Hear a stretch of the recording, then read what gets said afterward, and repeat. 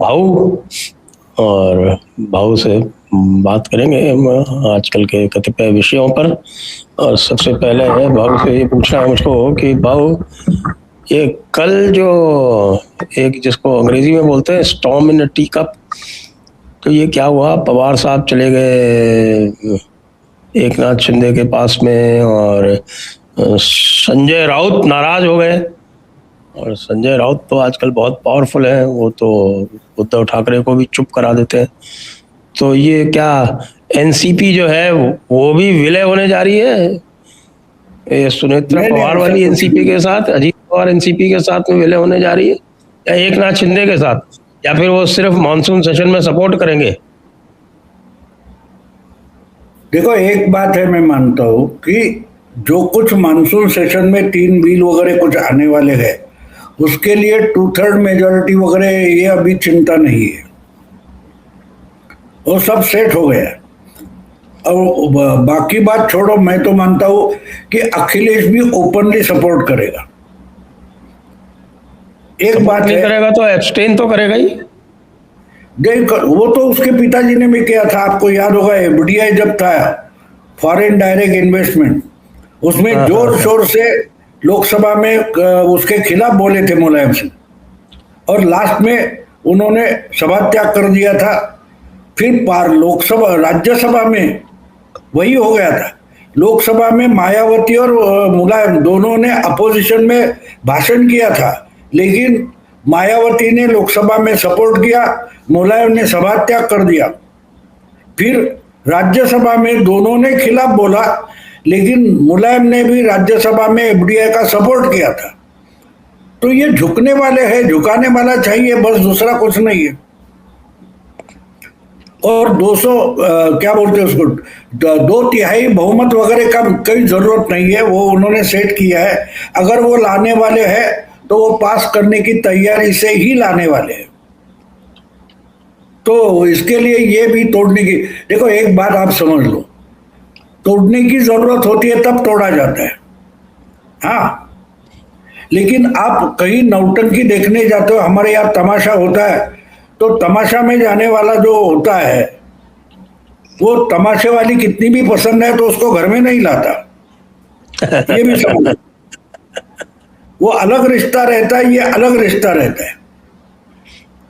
तो इसलिए अभी और किसी को नहीं तोड़ा जाएगा। जिनको तोड़ना है, हर कोई हाथ जोड़कर बैठा है, भैया तोड़ा मत, तोड़ो मत, हम सपोर्ट करेंगे ना, गालियां देंगे, लेकिन हाथ ऊपर उठाकर बिल पास कर देंगे, तोड़ो मत। एक तरीके से मैं उसको एक्सटॉर्शन बोलता हूं। एक्सटॉर्शन में मर्डर नहीं होती, किसी को उठाया जाता है, धमकाया जाता है। तो ये ऑपरेशन लोटस बनते, वो लोटस नहीं है, वो dragon fruit, operation dragon fruit है। ड्रैगन जैसा डराओ और मीठा मीठा फल खाओ।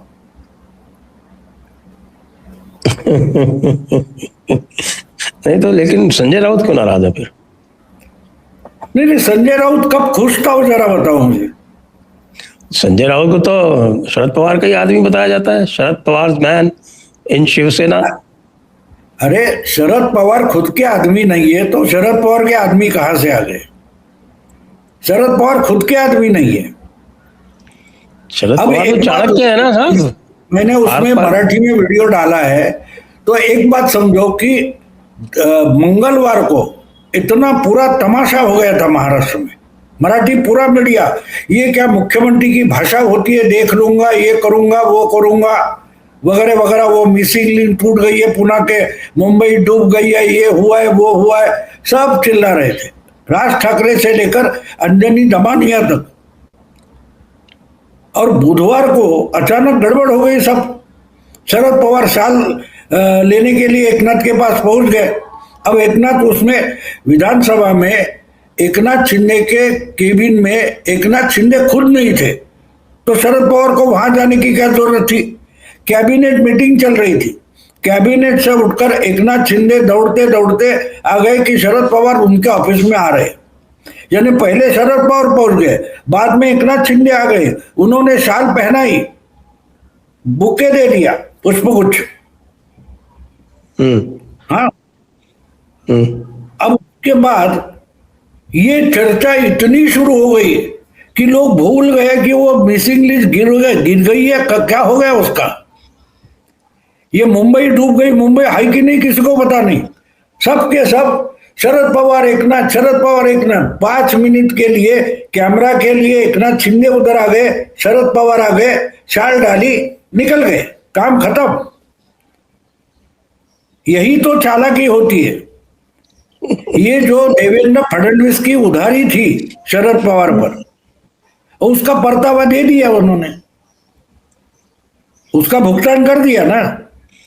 10 एमएलए होने के बावजूद शरद पवार राज्यसभा कैसे पहुंचे थे, मुझे बताओ जरा। शिवसेना उबाठा के 20 एमएलए थे, कांग्रेस के 16 थे और शरद पवार के 10 थे। फिर भी शरद पवार को राज्यसभा जाना था। यानी अलायंस में सबसे छोटा पार्टनर कौन है? शरद पवार। उसके 2 गुना उद्धव ठाकरे के है। इसके लिए आदित्य ठाकरे बहुत गुस्से में था कि राउंड हमारा है, हमारी संख्या ज्यादा है, ये है वो है। किसने पूछा उसको? नहीं पूछा, क्योंकि उस वक्त जो 7 सीटों का चुनाव था उसमें देवेंद्र फडणवीस ने पहले डिक्लेयर कर दिया कि हम महायुति की तरफ से हमारे 6 लोग आराम से चुन कर आएंगे। अभी बाकी एक बची है, वो तो महाविकास आघाड़ी की है, लेकिन वो कैसे लड़ेंगे वो उनको तय करना है। अगर वो सही तय नहीं कर पाएंगे तो हम 7वां कैंडिडेट खड़ा करेंगे। हाँ, लेकिन एक है, उसको एक है कि अगर शरद पवार जैसा सबसे सीनियर वो खड़ा करते तो हम 7वां कैंडिडेट पक्का खड़ा नहीं करेंगे। इसका मतलब ये था कि महाविकास आघाड़ी की तरफ से शरद पवार की उम्मीदवारी तय किसने की? देवेंद्र ने की।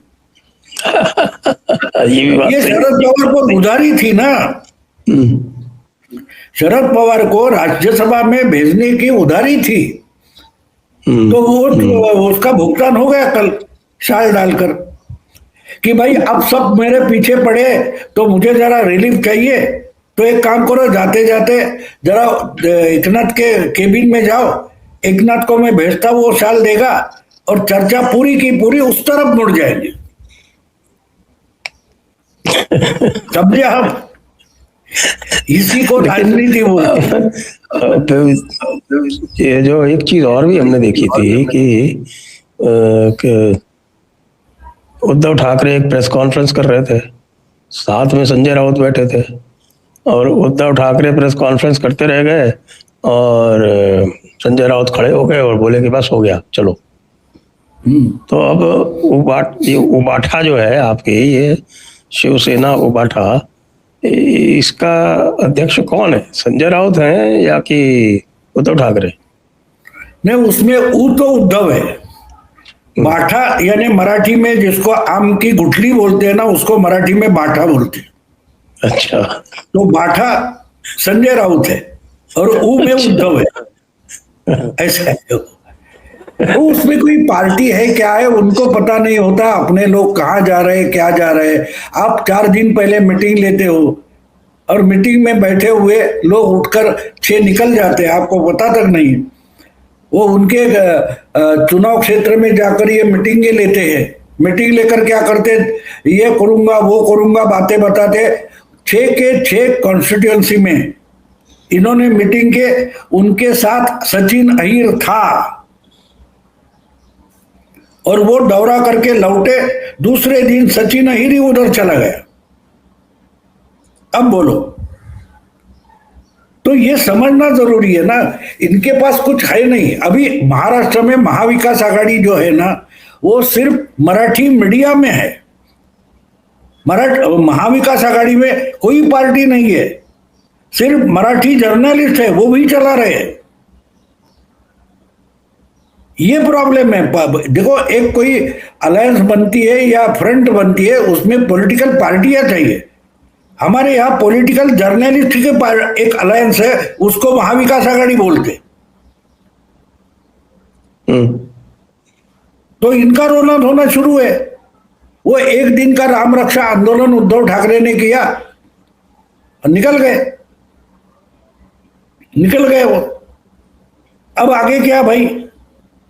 अब उसमें भी इनको चर्चा करनी पड़ रही है कि इतना घर से नजदीक है, आधा किलोमीटर तो अंतर है, डिस्टेंस, फिर भी वहां राज ठाकरे नहीं पहुंचे। जहां राम रक्षा आंदोलन हुआ वहां राज ठाकरे पहुंचे नहीं, क्योंकि उनको एक इंपॉर्टेंट काम था, आमिर खान की तीसरी शादी। राम रक्षा के बजाय राज ठाकरे गए, कहा आमिर खान की तीसरी शादी। मैं साला दिमाग चलाता रहा, ये कैसे इंपॉर्टेंट काम बन गया। तब मुझे समझ में आया कि भले उद्धव राम भक्त हुआ होगा, लेकिन राज ठाकरे तो दशरथ भक्त है। दशरथ की 3 शादियां हुई थी और राम तो एक पत्नी व्रती था। तो इसलिए राम के पिता के भक्त होकर राज ठाकरे वहां पहुंच गए। अब आपको मालूम है कि दशरथ की तीनों पत्नियों में आपस में कोई झगड़ा नहीं था। तो आमिर खान की तीसरी शादी में उसकी पहली 2 पत्नियां वो बच्चे तक हाजिर थे, तो इसलिए उसको दशरथ मानकर शायद राज ठाकरे वहां पहुंचे थे। अगर उद्धव राम भक्ति करता है तो मैं दशरथ भक्ति करता हूं। इन लोगों ने, मीडिया ने मजाक बना रखा है, पॉलिटिक्स को मजाक बना रखा है। अरे अंदर की बात आपको पता होती तो आप अमित शाह की जगह बैठे होते और अमित शाह बूम लेकर, कैमरा लेकर घूमते रहते। वो जो गेम खेलते हैं वो आप सपने में भी नहीं सोच सकते, ना देख सकते हो। उस ढंग से वो पॉलिटिक्स खेलते हैं। अमित शाह तो अब तीनों जो कॉन्स्टिट्यूशन बिल है वो पास करा ही लेंगे, ऐसा लग रहा है।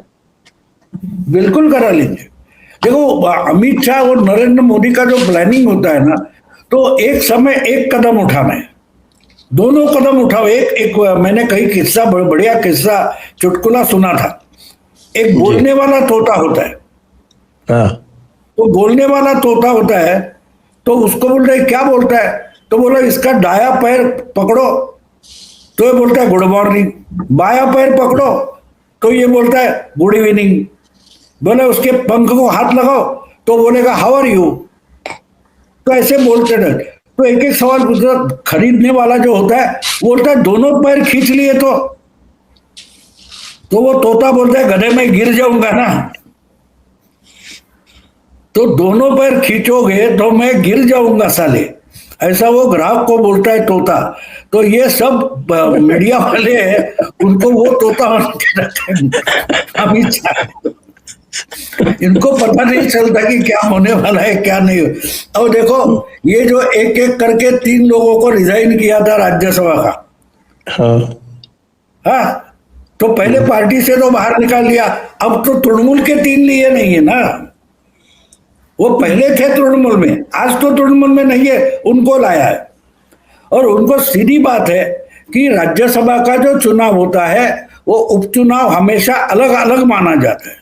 तीनों को वापस लाए, तो डायरेक्टली एंट्री देने के बजाय घुमा फिरा कर वही लाए। तो इन्होंने बार बार, आपको याद हुआ बरखा दत्त राजदीप क्या बोलते थे, गुजरात आरएसएस की हिंदुत्व की लैब है। वो हिंदुत्व की लैब नहीं है, वो कॉन्स्टिट्यूशन, प्रशासन, उसकी लैब थी कि कहां कहां फंसने की जगह होती है और कहां कहां निकलने की जगह होती है। उसका पूरा 12 साल स्टडी करके ये दिल्ली आए। और ये यहाँ एक से एक जो कॉन्स्टिट्यूशन एक्सपर्ट बैठे, उनके बाप बन बैठे। इनको कुछ पता नहीं चलता इनका गेम कहां से कहां चल रहा है। अब देखो, एक मैं मानता हूं ये ऐसे सब झंझट में इनको लपेट कर रखेंगे, क्योंकि जैसे बंगाल के मामले में एसआईआर, चुनाव आयोग, वो कोई Gyanesh Kumar, high court, supreme court, उसमें उलझा के रखा था और ग्राउंड वर्क पर बीजेपी ढंग से काम कर रही थी। मैं मानता हूं कि उसी तरीके से अब पंजाब जीतना है, और पंजाब जीतना है तो ये जो हमारे खिलाफ जो भी कोई है, जर्नलिस्ट है, एनालिस्ट है, या पॉलिटिकल पार्टियां है, मीडिया है, सबको कहीं ना कहीं उलझा के रखो। तब तक पंजाब की बिसात पेश करो। फैला के रखो। तो चुनाव बीजेपी के लिए पंजाब और उत्तर प्रदेश का काम जोर शोर से चल रहा है, तो उधर किसका ध्यान नहीं जाना चाहिए, इसलिए ये सब मामले चलेंगे, कुछ देर तक चलेंगे। जी। अच्छा, ये उत्तर प्रदेश में क्या हो रहा है? उत्तर प्रदेश में राम जन्मभूमि का ये जो सारा प्रकरण हुआ, और उसके साथ में अखिलेश को जो है वो अभी मुक्तेश्वरानंद की शरण में चले गए। अब उन्होंने सनातन स्वीकार कर लिया है, और वो कह रहे हैं कि साहब के भाजपा जो है वाले, सारे भाजपा वाले राम घातक है। ये राम का नाम कैसे आने लगा अखिलेश जी के मुंह पे, जबकि योगी जी उनसे कह रहे हैं कि भाई यदि आप सनातन के इतने प्रेमी हो तो थोड़ा कृष्ण जन्मभूमि का कुछ काम करके बताओ। वो तो आने, हाँ, इसीलिए तो मैं कहता हूं ना, वो ट्रैप है। देखो, कौन से मंदिर में, कौन से ट्रस्ट में फ्रॉड नहीं होता। वो मस्जिद का ट्रस्ट हो, चर्च का ट्रस्ट हो, या मंदिर का ट्रस्ट हो, हर जगह कुछ ना कुछ ढपला होता है। जहां इंसान है वहां ढपला होगा। ये जो समझता है उसको हिंदू मानस बोलते हैं।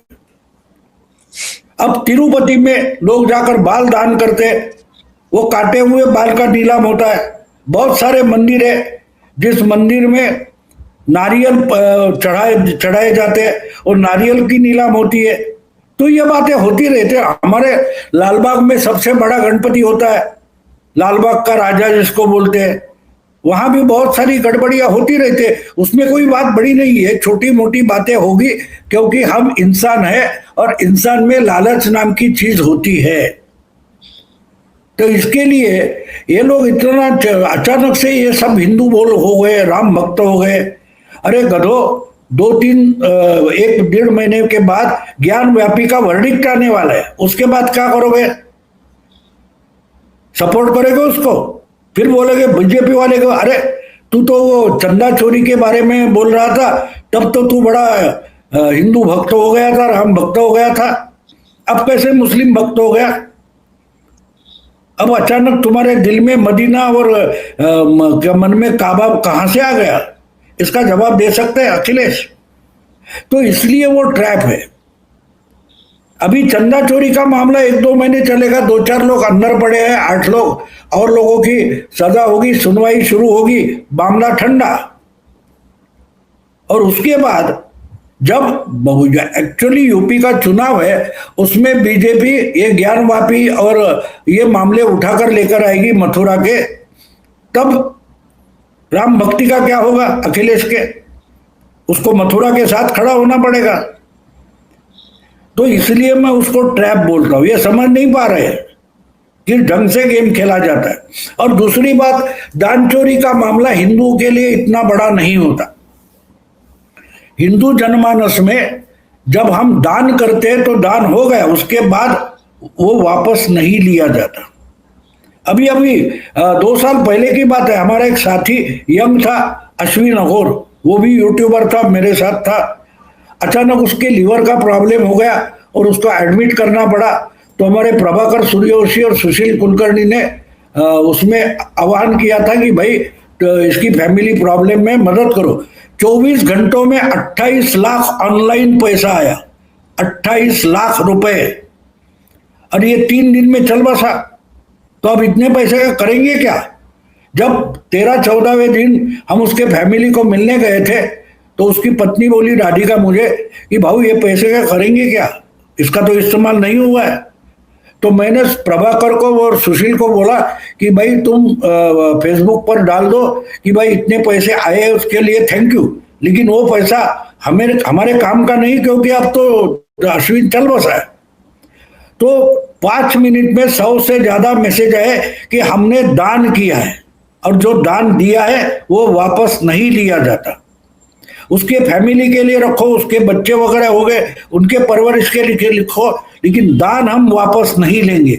ये हिंदू जनमानस है। ये मैं किसी और किताब की कहानी नहीं बता रहा हूं, मैं अपने 2 साल पहले हुई घटना की आपको उदाहरण दे रहा हूं, एग्जाम्पल। तो ये जो चिल्ला रहे ना, इनको दान का शब्द ही मालूम नहीं है। नेत्रदान होता है। नेत्रदान करने वाला पूछता है कि मेरी आंखें कहाँ जाने वाली है, किसको लगाने वाले हो। रक्तदान करता है, क्या वो पूछता है कि मेरा खून किसको देने वाले हो। तो दान का मतलब पहले समझो। जितने लोग यहाँ के हो या वहां के चिल्ला रहे, उनको समझ में नहीं आ रहा है कि दान क्या होता है। दान और डोनेशन में फर्क होता है। दान और डोनेशन में फर्क होता है। आप दान करते हो तो उसमें आप कुछ देना चाहते हो, इसलिए देते हो। और डोनेशन का मतलब फॉर सर्टन पर्पस, किसी हेतु से आप दान करते हो कि मेरे बाप दादा का नाम बनाओ, लगाओ, या यहां कुआं खोलो, उसके लिए मैं डोनेशन देता हूं। लेकिन दान का मतलब मुझे देना है। कहां जाता है, क्यों जाता है, मुझे पता नहीं, जरूरत भी नहीं। मैं देना चाहता हूं इसलिए कि मेरा कर्तव्य है। इस भावना से जो दिया जाता है उसमें चोरी बिरी का मामला नहीं होता। ये हजारों साल से होते आया है। इससे दान देने वाले ना रोए हैं ना रोएंगे। हाँ, जिनको इसका एक बवाल खड़ा करने, उनके लिए वो कारण बन सकता है। लेकिन आम हिंदू की तरफ देखो, उसकी सोच देखो, तो आपको पता चलेगा इसका वोटिंग पर, चुनाव पर कुछ भी परिणाम नहीं होगा। वोटिंग का तो कोई प्रश्न ही नहीं उठता, क्योंकि योगी जी तो, बल्कि जितना वो बोल रहे हैं उतना ही ज्यादा योगी जी उनको और एक्सपोज करते जा रहे हैं। लेकिन ये जो चंपत राय का जो सारा कार्यक्रम हुआ है, तो अब ये पता चल रहा है कि आज कर्नाटका में वीएचपी और आरएसएस के सारे बड़े अधिकारी जो है वो मिल रहे हैं, और उनकी चिंता इस बात की है कि उन्होंने चंपत राय को आरंभ में ही कह दिया था कि आप जो है लगाव मत रखो, अभी इसको छोड़ दो। उसके बाद भी चंपत राय ने पद नहीं छोड़ा जब तक कि एसआईटी की रिपोर्ट नहीं आ गई। तो अब वो ये देख रहे हैं कि साहब कि हमारा स्वयं सेवक ने हमारी बात नहीं मानी, ऐसा कैसे हुआ। नहीं, वो उनका अंतर्गत मामला है, वो करेंगे ना, वो इंटरनल मामला है। देखो, वो उनकी तरीके से 100 साल से अगर एक संगठन चलते आया है तो उनका अलग अपना मैकेनिज्म है। कंटिन्यू द कोर्स और चेंज द कोर्स, ये इनकी अपनी सब तैयारियां होती है, उनके तरीके होते हैं, उस शैली से वो जाएंगे। और आरएसएस या वीएचपी का जो मामला है, उसका बीजेपी के चुनाव से ज्यादा रिलेशन नहीं होता। वो अपनी इमेज के लिए लड़ेंगे, बीजेपी सत्ता के लिए लड़ेंगे। ये अलग अलग मामले हैं, वो उसको मिक्सअप करना गलत होगा। तो इसलिए मैं मानता हूं कि बीजेपी को चिंता है कि इसका चुनाव पर क्या परिणाम हुआ। वीएचपी को उसकी चिंता नहीं। वीएचपी के विश्व हिंदू परिषद के लिए उनका जो लॉन्ग टर्म एजेंडा है, क्या उसको धक्का लगेगा, उसकी चिंता उनको। क्योंकि जो अभी अयोध्या में हुआ है वो वीएचपी वालों का ट्रस्ट है, और ज्ञान व्यापी या मथुरा में होगा वो भी उनके ही लीडरशिप में बनने वाला ट्रस्ट होगा। तो उनका एजेंडा अलग है, बीजेपी का एजेंडा अलग है, उनके टारगेट्स अलग होते हैं। तो अगर हम मिक्सअप करेंगे तो इसकी टांग उसका हाथ लगाकर बॉडी नहीं बनेगी, वो अलग तरीके से सोचना पड़ेगा। तो वो अपनी तरीके से बीजेपी आरएसएस हैंडल करेगी, वीएचपी हैंडल करेगी। अब आपके महाराष्ट्र में भी यूसीसी लाने जा रहे हैं। यूसीसी के लिए भी रंजना देसाई जी की अध्यक्षता में समिति बना दी है देवेंद्र जी ने। तो अब इतने सारे राज्यों में यूसीसी लग जाएगा, तो फिर हमारे ओवैसी जी का क्या होगा। ओवैसी जी अभी कुछ दिन पहले बोल रहे थे, 2-3 दिन पहले, कि अमित शाह को बिल्कुल अंडर एस्टिमेट मत करो, वो कच्चा काम नहीं करता और वो एनआरसी ला के रहेगा। तो ये अब एनआरसी का इतना डर क्यों बैठाला जा रहा है मुसलमानों में। वैसे भी एनआरसी का कानून तो मनमोहन सिंह जी ने लागू कराया था। नहीं, वो तो देखो क्या होता है कि आप सामने जब खड़े हो जाते हो तो आपको लड़ना तो पड़ेगा ना। ओवैसी क्या करेगा, अकेला ओवैसी तो कुछ नहीं करेगा। लेकिन ओवैसी को एक बात मालूम है, जब दंगा होता है, आपने दंगे कितने देखे मुझे पता नहीं, आप तो अक्सर थे। मैंने दंगे के बीच में जाकर दंगा देखा है, जहां वायलेंस होता है। और आज की बात नहीं है, मेरी बच्ची सिर्फ 1 साल की भी नहीं थी, ऐसे समय में भी मैं उसको संभालने के लिए घर में बैठा था और दंगा शुरू हो गया। पुलिस का जो हमारे यहाँ मुंबई में बाबा साहब भोसले के समय पुलिस ने स्ट्राइक कर दिया था और आर्मी बुलानी पड़ी थी, तो मैं कम से कम 12 किलोमीटर बच्ची को लेकर घुमा उस दंगे में। तो कहने का मतलब है हर दंगा मैंने देखा है नजदीक। तो दंगा जब होता है ना, तो एक बात होती है, कोई वहां अपराधी नहीं होता, लेकिन जब हो रहा है तो उसका मुझे भी कुछ फायदा मिलता है तो उठाऊंगा। मुझे एक बात याद है कि मैं बिल्कुल कॉलेज में था और दादर स्टेशन में पत्थरबाजी शुरू हो गई। तो वो जो स्टॉल होते हैं स्टेशन पर, उसमें से किसी ने लूटा था और एक सिगरेट का पैकेट गिरा था, तो मैंने भी उठाकर जेब में डाला था। अच्छा। तो ये ह्यूमन माइंडसेट होता है कि जो कुछ हो रहा है उसमें मुझे कुछ मिलता है कि नहीं, मैं देखता हूं। तो ओवैसी की हालत वो है। बाकी की पार्टियां बर्बाद हो, सेक्युलरिज्म बर्बाद हो, उससे उसको मतलब नहीं है। इस दंगे फसाद से मुझे क्या मिलने वाला है, इस लाइन पर ओवैसी सोचता है। और इससे ये सेक्युलरिज्म के नाम पर मुस्लिमों के वोट जो है वो लेने वाले हैं, वो अगर मरते हैं तो उसका फायदा तो मुझे मिलेगा ना। गिद्ध जो होता है उसकी कौन मरता है उस पर नजर होती है। तो ओवैसी भले नाम अमित शाह का लेता हो, लेकिन उसकी नजर मरने पर तुले हुए कांग्रेस और सेक्युलर पार्टियों पर है, ये ध्यान रखो। और यूसीसी एनआरसी तो हो जाएगा, कोई बड़ी बात नहीं है। बीजेपी ठंडा करके पीने वाला मामला होता है, वो आराम से जाते। अब 10-12 राज्यों में हो गया तो बोलेंगे सेंटर में ही डायरेक्टली ऑपरेट करते, कौन सी बड़ी बात है। और वैसे तो कॉन्स्टिट्यूशन राहुल गांधी रोज दिखाते, उसी के प्रियम्बल में है यूसीसी, तो हो जाएगा। जल्दबाजी नहीं है, आराम से करेंगे, कोई जल्दबाजी नहीं है। तो आपको लगता है कि इस बार ये डिलिमिटेशन में ये सारा का सारा जो कॉन्स्टिट्यूंसी चेंज होनी है और बढ़नी है, वो सब हो जाएगा मानसून से? बिल्कुल हो जाएगा। अगर तैयारी नहीं है तो वो इंट्रोड्यूस नहीं करेंगे, बिल्कुल नहीं करेंगे। एक बात आपको समझाता हूं कि इतनी तैयारी नहीं थी, फिर भी 13 अप्रैल को वही बिल लाया गया और गिरने दिया गया, फिर राज्यसभा में भेजा तक नहीं। तो 13 तारीख को क्यों लाया था? उनको दिखाना था कि ममता एंटी महिला है।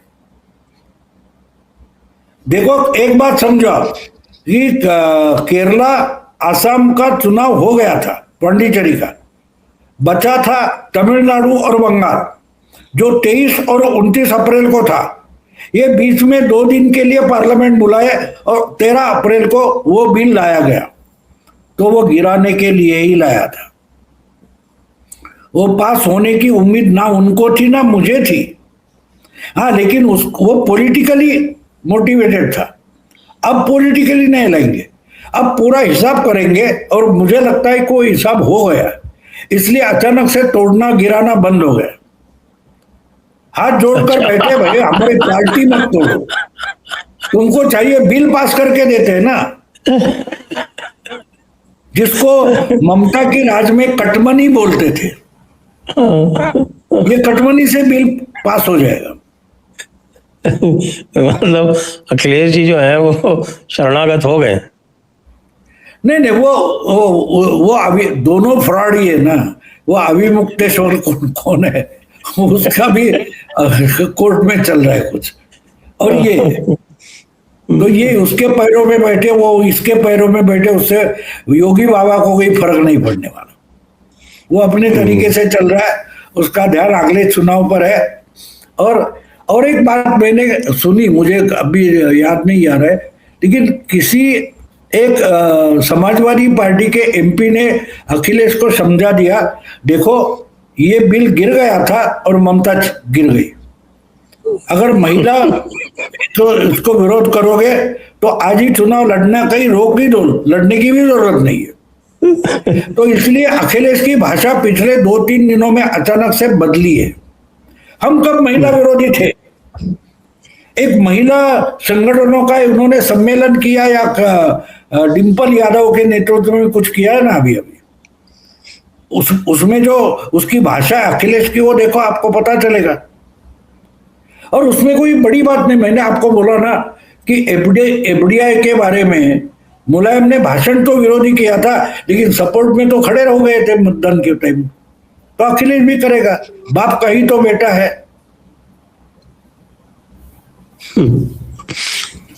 और ये भी बता दें जाए साहब, ये जो कॉकरोच जनता पार्टी है, इसका क्या भविष्य है?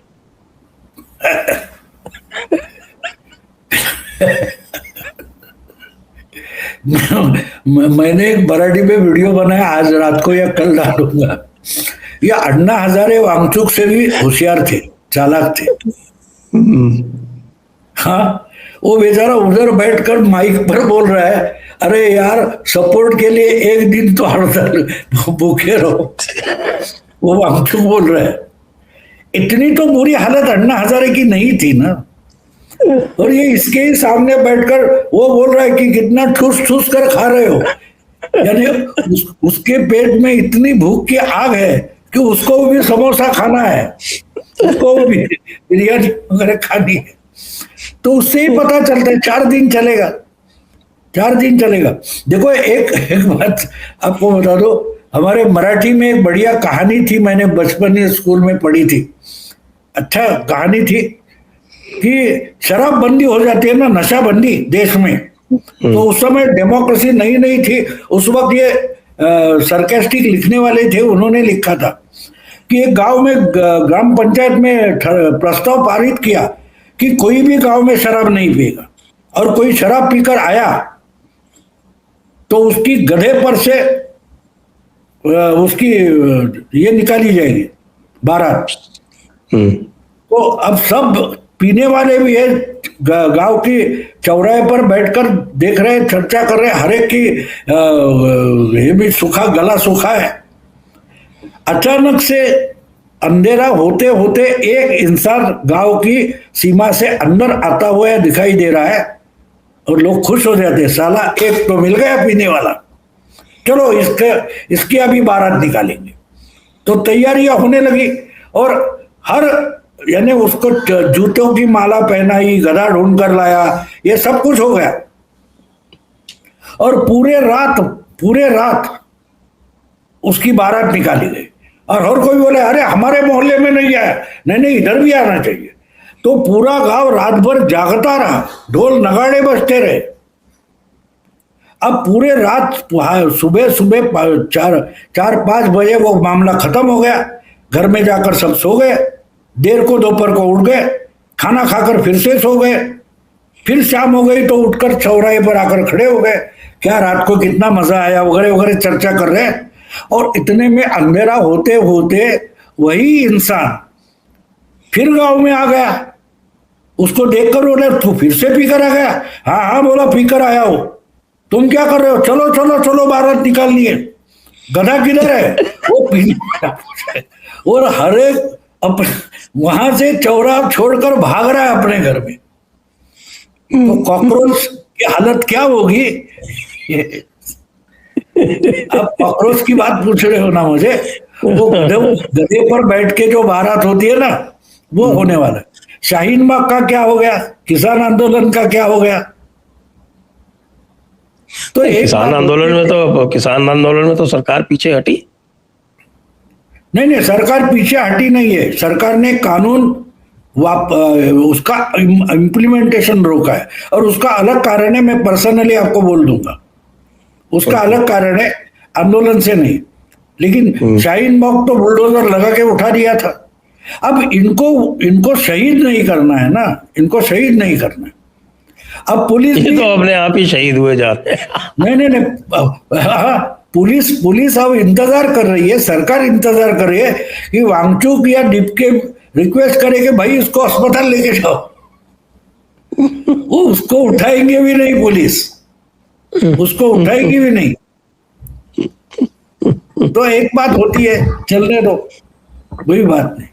ऐसे देखो, ये इन लोगों ने मजाक बनाया। इतना गांधी जी का मजाक दूसरा किसी ने किया नहीं था। इसको अगर आंदोलन और इसको अगर सत्याग्रह बोलेंगे तो गांधी को पागल बोलना पड़ेगा। ये ठूस ठूस कर खा रहे हैं। हाँ, और वो भी उसमें एक बेचारा बच्ची जो है का वो कोई भरपेट भूख हड़ताल क्यों नहीं होगा, हो सकता है बोलती हो, 14-15 साल की बच्ची है। अब ये सब इनके प्रवक्ता बने, और आहिस्ता आहिस्ता जो सेक्युलर प्रवक्ता सब है पार्टियों के या जर्नलिस्ट, वो भी इनको गाली देने लगे, क्योंकि उनको पता चला कि इसने सबसे बड़ी गलती ये कर दी है कि इसने आंदोलन की मर्डर कर दी। कॉकरोच जंतर मंतर का जो कॉकरोच मामला है, उसने आंदोलन पे बचा कुचा विश्वास जो लोगों का था वो भी उड़ा दिया। इसके बाद ऐसे लोगों पर लोग भरोसा नहीं करेंगे। हाँ वो ठीक है, 2 करोड़ क्या 5 करोड़ वर्चुअली मेंबर हो सकते हैं, जमीन पर कोई नहीं आएगा, क्योंकि केजरीवाल से फ्रस्ट्रेशन जो है वो अभी तक खत्म नहीं हुआ है। जैसे लालू के जंगल राज से आज भी बिहार के लोगों के मन से डर नहीं गया है, वैसे ही केजरीवाल के पाखंड से जो लोग सयाने हुए वो इनके आंदोलन में नहीं आएंगे। वही डफली गैंग, एलबीटी क्या बोलते हैं वो लोग, वो आने दो, तृतीय पंथी, चतुर्पंथी, पंचमपंथी सब इकट्ठा हो जाएंगे और थक जाएंगे, हट जाएंगे। और वो जो मैंने बोला ढिंड करके, हमारे उसको गधे पर से बारात निकालते उसको ढिंड बोलते। अब इनकी वही अनकोसर है, चुप क्यों बैठे हो, चलो काम में लग जाओ, चलो चलो चलो काम में लगो। कहाँ है ढोल नगाड़े, कहाँ है गधा? मुझे पूरे गांव घूमना है गड्ढे पर बैठकर, चलो काम में लग जाओ। उसको देखकर ही भागने लगते हैं लोग। बिल्कुल वही इनका होगा, थोड़ा इंतजार करो। तो आइए आज की चर्चा को यहीं पर विराम देते हैं। सभी दर्शकों को बहुत बहुत धन्यवाद, भाव को भी बहुत बहुत धन्यवाद। जय हिंद, जय भारत, वंदे मातरम।